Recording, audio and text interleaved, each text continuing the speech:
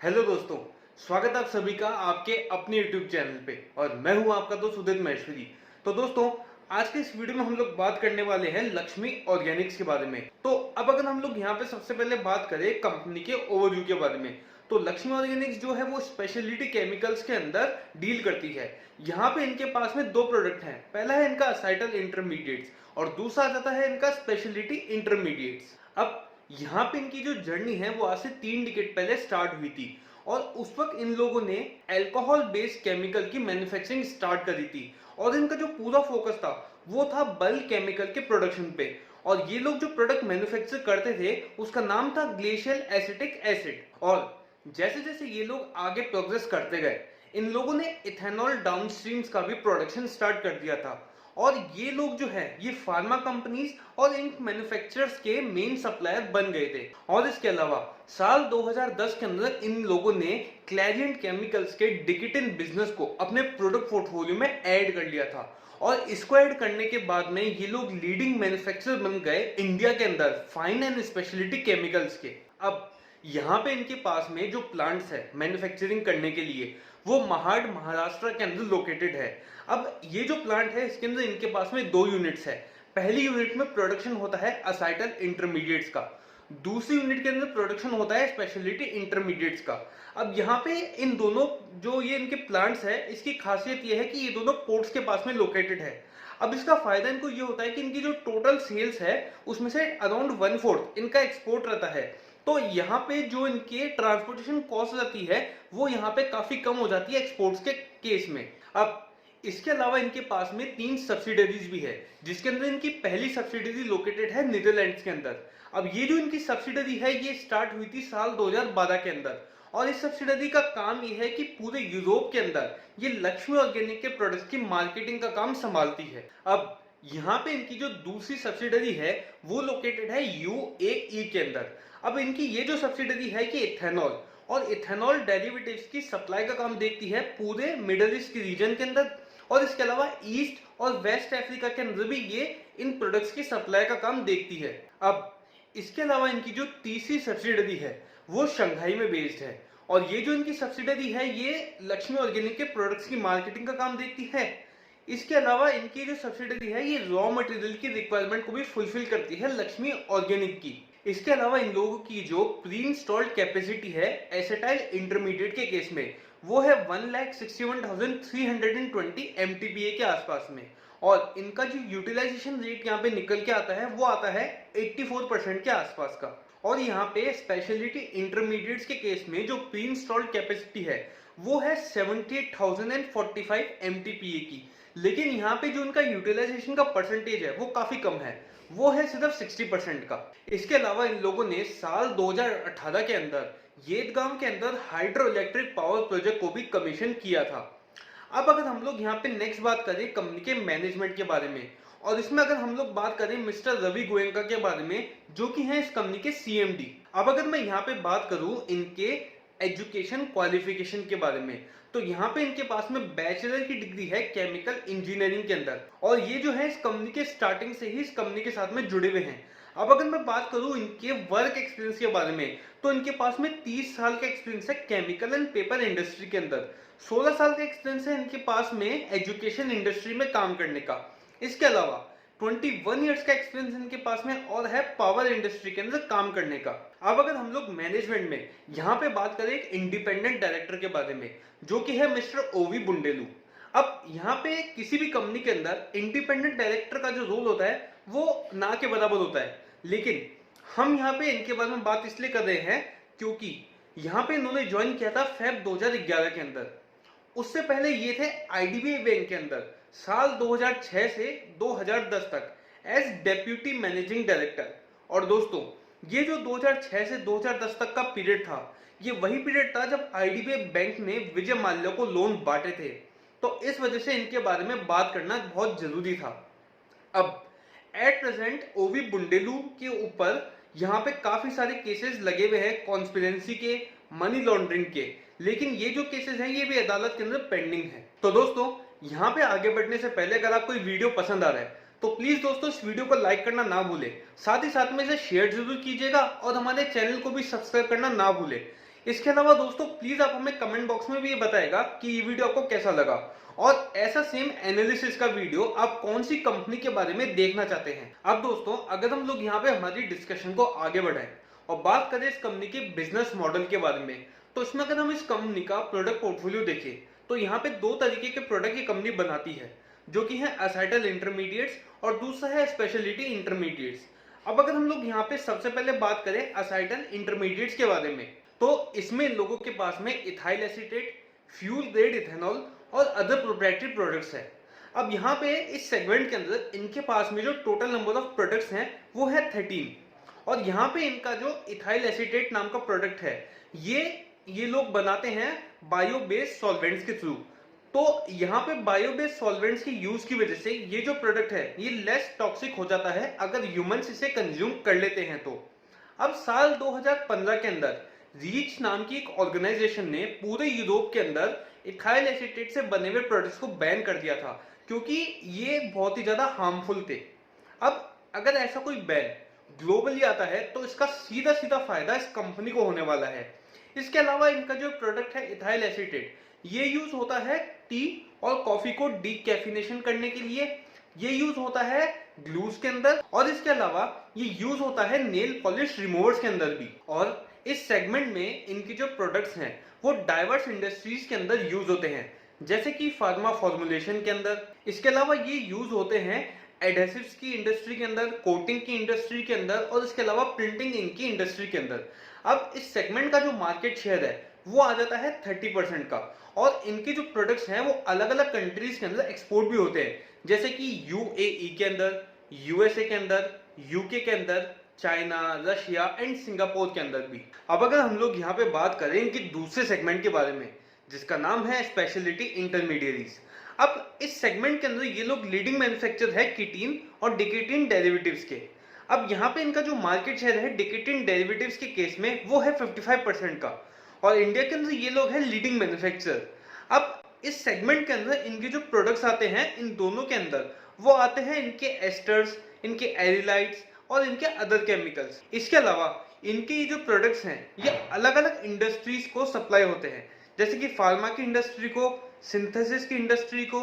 इसके अलावा ये एग्रोकेमिकल्स और पिगमेंट्स की मैन्युफैक्चरिंग के भी काम आते हैं।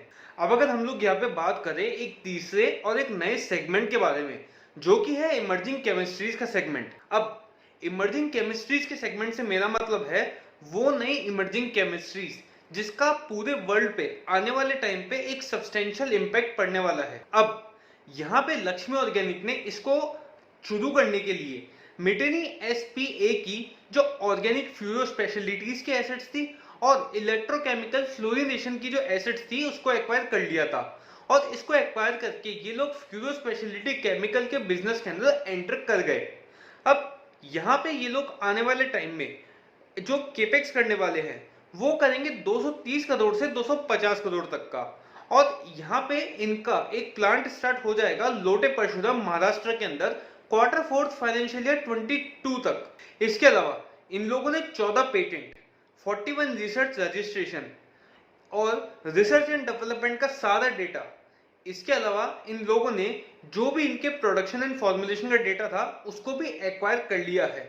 और यहाँ पे इनको इसके अलावा एक प्रोडक्शन फैसिलिटी और मिल गई है, जिसके अंदर जो प्री इंस्टॉल्ड कैपेसिटी है वो है 13,820 टीपीए के प्रोडक्शन की पर एनम। इसके अलावा दोस्तों आने वाले फ्यूचर के अंदर सबसे बड़ी बात ये रहने वाली है कि हर 3 में से एक एक्टिव फार्मा इंग्रेडिएंट जो है वो बेस्ड होगा फ्लोरीन केमिस्ट्री के ऊपर। अब अगर हम लोग यहाँ पे नेक्स्ट बात करें उन नीच के बारे में जहाँ पे इनके प्रोडक्ट्स यूज होते हैं, तो इसमें सबसे पहली जो कैटेगरी आती है वो आती है लाइफ साइंसेस की कैटेगरी। अब लाइफ साइंस के केस में इनके जो प्रोडक्ट हैं सबसे पहले यूज होते हैं कुछ डिजीज को क्योर करने के लिए, जैसे कि हाई कोलेस्ट्रॉल की डिजीज हो गई। इसके अलावा हाइपरटेंशन और बैक्टीरियल इन्फेक्शन भी इसके अंदर इंक्लूड होता है। इसके अलावा इनके जो प्रोडक्ट्स हैं वो यूज होते हैं एज अ इंटरमीडिएरी कुछ फार्मा प्रोडक्ट्स की मैन्युफैक्चरिंग के लिए। इसके अलावा इनके product as a intermediary use होते हैं कुछ ड्रग्स की मैन्युफैक्चरिंग के लिए, और ये जो ड्रग्स हैं ये काम आते हैं to cure CNS, cardiovascular disease और ऑन्कोलॉजिकल डिजीज को भी क्योर करने के लिए काम आते हैं। अब अगर हम लोग यहाँ पे बात करें दूसरी कैटेगरी के बारे में जो कि है क्रॉप साइंसेस की कैटेगरी, तो इस कैटेगरी के अंदर भी ये लोग इंटरमीडिएरीज की मैन्युफैक्चरिंग करते हैं। और यहाँ पे जो इंटरमीडिएरीज है वो काम आते हैं क्रॉप डिफेंस सॉल्यूशन के लिए, सिंथेसाइजिंग फर्टिलाइजर के लिए और सीड ट्रीटमेंट केमिकल्स के अंदर। अब अगर हम लोग यहाँ पे नेक्स्ट बात करें तीसरी कैटेगरी के बारे में, जिसके अंदर 4 इंडस्ट्रियां कवर हो जाती है, वो है पेपर की इंडस्ट्री, प्लास्टिक की इंडस्ट्री, टेक्सटाइल की इंडस्ट्री और इंक की इंडस्ट्री। तो यहाँ पे सबसे पहले पेपर, प्लास्टिक और टेक्सटाइल इंडस्ट्री के अंदर असाइटल इंटरमीडिएट जो इनका प्रोडक्ट है वो यूज होता है। इसके अलावा जो इनकी इंडस्ट्री रह गई उसके अंदर यूज होता है इनका असाइटल इंटरमीडिएट ही, यानी कि सेम प्रोडक्ट ही यहाँ पे यूज होता है। और ये जो असाइटल इंटरमीडिएट है इंक इंडस्ट्री के केस में यहाँ पे मैन्युफैक्चर होता है पिगमेंट येलो नाम का product, acid yellow, pigment red और पिगमेंट ऑरेंज नाम का प्रोडक्ट भी। अब अगर हम लोग यहाँ पे बात करें नेक्स्ट कैटेगरी के बारे में, जो कि आ जाते हैं इंडस्ट्री स्पेशलिस्ट की कैटेगरी। अब यहाँ पे इनकी जो प्रोडक्ट हैं वो अलग अलग तरीके से यूज होते हैं, जिसमें सबसे पहला जो तरीका आता है वो आता है कि इनके प्रोडक्ट यहाँ पे यूज होते हैं एज अ को प्रमोटर, और यहाँ पे ये यूज किए जाते हैं to cure unsaturated polyester resins. इसके अलावा इनकी जो प्रोडक्ट है वो लोअर कलर को मेंटेन करने के लिए भी काम आते हैं, और इस चीज की वजह से ये लोग जो है इंडस्ट्री के अंदर एक कम्पिटिटिव एडवांटेज को भी ऑफर करते हैं। और इसके अलावा इनकी जो प्रोडक्ट हैं वो आर्टिफिशियल फ्लेवर्स भी क्रिएट करने के लिए काम आते हैं कॉफी के अंदर, स्ट्रॉबेरीज के अंदर और येलो फ्रूट्स के अंदर भी। अब अगर हम लोग यहाँ पे बात करें नेक्स्ट कैटेगरी के बारे में, जो कि आ जाती है सॉल्वेंट एप्लीकेशन की कैटेगरी। अब इसके अंदर ये लोग मार्केट लीडर हैं फाइन एंड स्पेशलिटी केमिकल्स के सेगमेंट में, और यहाँ पे ये लोग वाइड रेंज ऑफ सॉल्वेंट बनाते हैं वैरायटी ऑफ एप्लीकेशन में यूज होने के लिए। और यहाँ पे ये लोग जो इंडस्ट्रीज को कवर कर लेते हैं वो आ जाती है एक तो हेल्थ केयर की इंडस्ट्री, उसके बाद में एग्रोकेमिकल की इंडस्ट्री और पैकेजिंग की इंडस्ट्री इसके अंदर शामिल है।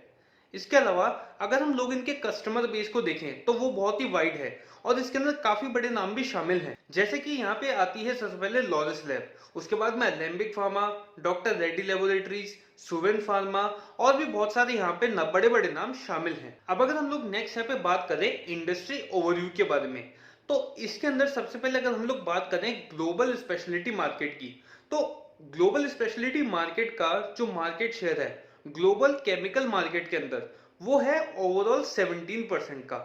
और यहाँ पे जो पिछले 5 सालों के अंदर ग्रोथ रेट रही है वो रही है 1.6% की सीएजीआर की, और नेक्स्ट के 5 सालों में जो ग्रोथ रेट आने वाली है वो आएगी 5.12% के सीएजीआर के हिसाब से। अब अगर हम लोग नेक्स्ट यहाँ पे देखें इंडियन स्पेशलिटी मार्केट को, तो इंडियन स्पेशलिटी मार्केट का जो शेयर है ओवरऑल इंडिया के केमिकल मार्केट के अंदर वो हो जाता है 47% का।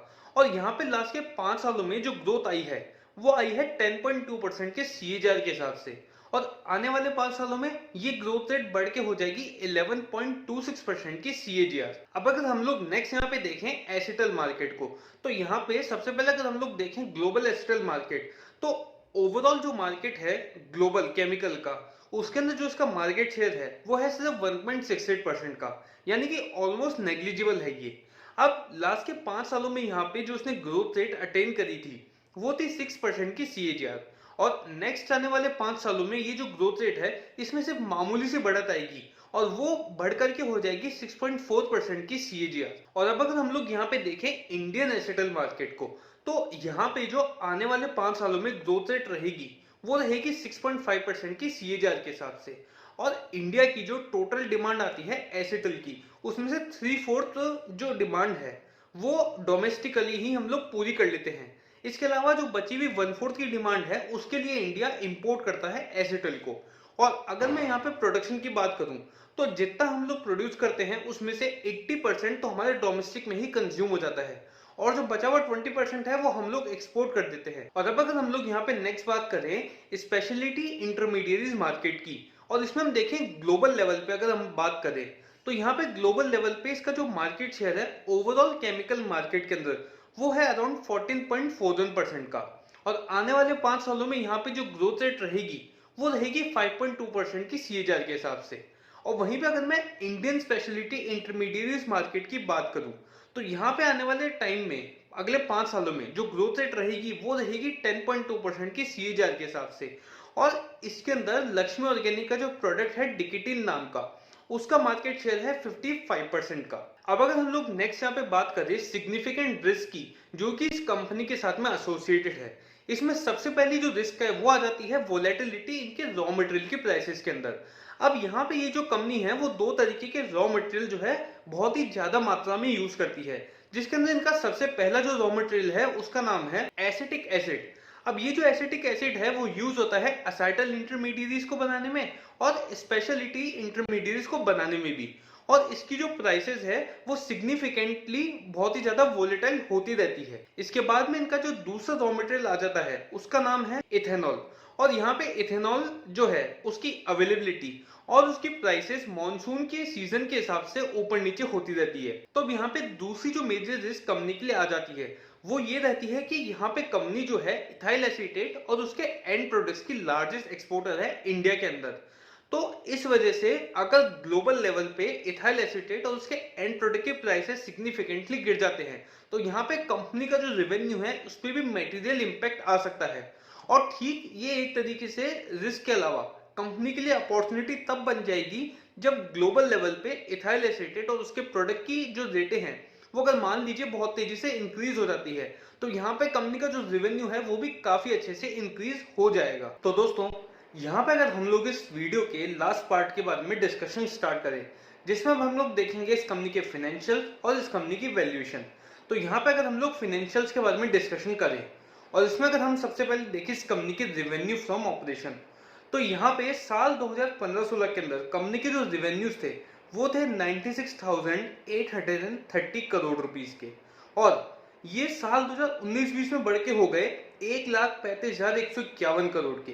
यानी कि इस पीरियड के अंदर कंपनी ने जो ग्रोथ रेट को अचीव किया वो किया 7% की सीएजीआर की ग्रोथ रेट। और यहाँ पे अगर हम लोग कंपनी के रेवेन्यू का ब्रेकअप देखें तो ओवरऑल में से 55% जो आता है वो आता है असाइटल इंटरमीडिएरीज के थ्रू। इसके बाद में 30% का रेवेन्यू आता है स्पेशलिटी इंटरमीडिएरीज के थ्रू और जो बचा हुआ इनका 15% के आसपास का रेवेन्यू है वो आता है गुड्स की ट्रेडिंग के थ्रू। तो अगर हम लोग यहाँ पे देखें कंपनी के ईबिटा को यानी कि earning before interest tax and depreciation तो यहाँ पे इस सेम पीरियड के अंदर यानी कि 2015-16 में कंपनी का जो ईबिटा था वो था 7,882 करोड़ का और 19-20 में ये बढ़ के पहुंच गया 15,088 करोड़ तक। यानी कि इस पीरियड के अंदर कंपनी ने जो ग्रोथ रेट को अचीव किया वो किया 14% की सीएजीआर। और अब अगर हम लोग यहाँ पे देखें कंपनी के प्रॉफिट आफ्टर टैक्स को तो यहाँ पे इस सेम पीरियड के अंदर ही इनका जो प्रॉफिट आफ्टर टैक्स है वो 2,457 लाख से इंक्रीज होके पहुंच गया 7,862 लाख तक। और यहाँ पे कंपनी ने जो ग्रोथ रेट को अचीव किया वो बहुत ही शानदार रही। यानी कि यहाँ पे जो ग्रोथ रेट थी वो थी 26% सीएजीआर की। और वहीं पे अगर हम लोग मार्जिन्स की बात करें इसमें अगर हम लोग सबसे पहले देखें कंपनी के ईबिटा के मार्जिन्स तो साल 2015-16 के अंदर कंपनी के जो मार्जिन्स थे वो थे 8.13% के और 19-20 में ये बढ़ के पहुंच गए 11.16% तक। और इसी सेम पीरियड में प्रॉफिट आफ्टर टैक्स के जो मार्जिन थे वो पहुंच गए 2.53% से बढ़ के 5.81% तक। और अब अगर हम लोग यहाँ पे देखें कंपनी के कैश फ्लोज को इसमें अगर हम लोग पर्टिकुलरली बात करें कंपनी के ऑपरेटिंग कैश फ्लो के बारे में तो साल 2018-19 के अंदर कंपनी का जो ऑपरेटिंग कैश फ्लो था वो था 19,414 लाख का और 19-20 के अंदर ये गिर करके पहुंच गया 13,291 लाख तक। और अब अगर हम लोग यहाँ पे कैश फ्लोज के अंदर नेक्स्ट कंपनी के फ्री कैश फ्लो की बात करें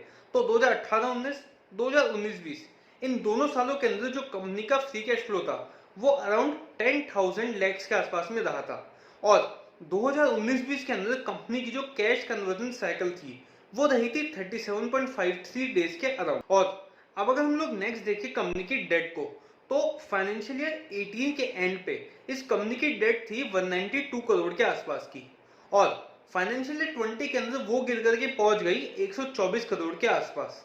अब अगर हम लोग बात करें नेक्स्ट इस कंपनी के वैल्यूएशंस के बारे में और इसमें अगर हम लोग एक पीयर कंपैरिजन करें इस इंडस्ट्री के अंदर और जो कंपनियां हैं उसके साथ में लक्ष्मी ऑर्गेनिक का तो अब यहाँ पे जैसा आप इस टेबल पे देख सकते हैं यहाँ पे अगर हम लोग सबसे पहले देखें ROCE के बारे में तो यहाँ पे ROCE के केस में ये लोग सिर्फ आरती इंडस्ट्री से ही आगे हैं।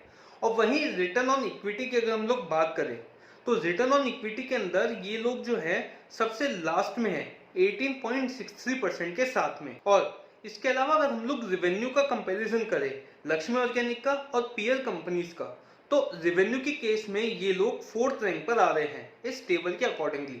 और अब अगर हम लोग लास्टली यहाँ पे देखें पीई रेशियो को और वैल्यूएशन की अगर हम लोग बात करें पीई रेशियो के अकॉर्डिंग, तो यहाँ पे जो सबसे ज्यादा पीई रेशियो है वो है 93.28 और जो सबसे लोवेस्ट है वो है 33.43 का। और अब अगर हम लोग यहाँ पे इंडस्ट्री का एवरेज पीई रेशियो अगर देखें तो वो यहाँ पे निकल के आ रहा है ऑलमोस्ट 35 के आसपास का। तो यहाँ पे अगर हम लोग इस इंडस्ट्री के एवरेज को कंपेयर करें लक्ष्मी ऑर्गेनिक के पीई रेशियो से, तो यहाँ पे हमें साफ तौर पे पता पड़ सकता है कि ये जो लक्ष्मी ऑर्गेनिक है वो हाईली ओवर वैल्यूड है। तो दोस्तों ये था हमारा पूरा एनालिसिस लक्ष्मी ऑर्गेनिक का। उम्मीद करते हैं कि वीडियो को पसंद आया होगा। तो प्लीज दोस्तों इस वीडियो को लाइक करना, शेयर करना और चैनल को सब्सक्राइब करना ना भूलें। और साथ ही साथ में हमें कमेंट बॉक्स में ये भी बताइएगा कि ये वीडियो आपको कैसा लगा और ऐसा सेम वीडियो एनालिसिस का आप कौन सी कंपनी के बारे में देखना चाहते हैं। तो हमें इंतजार रहेगा आपके कमेंट का। तब तक के लिए धन्यवाद।